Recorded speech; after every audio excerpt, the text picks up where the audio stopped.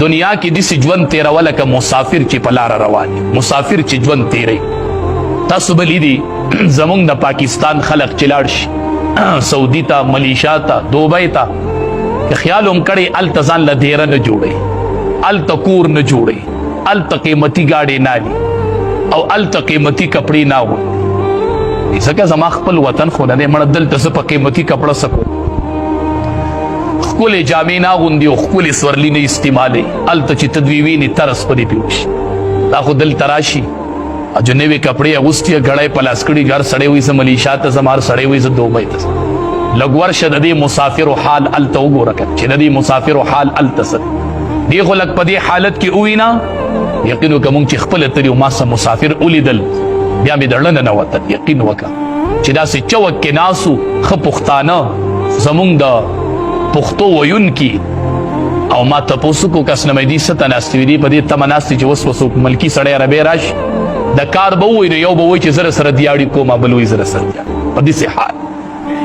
او دلته به ورته وایي موبایل راولېږه 13 راولېږه پلان کې راولېږه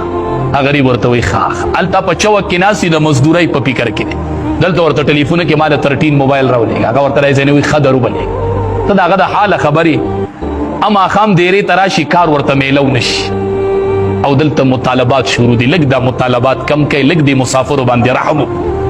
دا مونږ دپاره تلي دي او خپله بیبي او خپل وطن او خپل خواهشات یې هلته پرېښود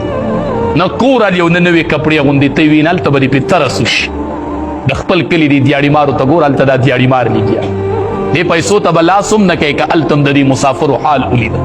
چې دوی په کم حال دا پیسې ګټي دی سره گزاره او د دې په دې پیسو لږ ترس کول چې په دې د دې خوله وتې ده په دې دې ستغې سپورې برداشت کړي دي د خلکو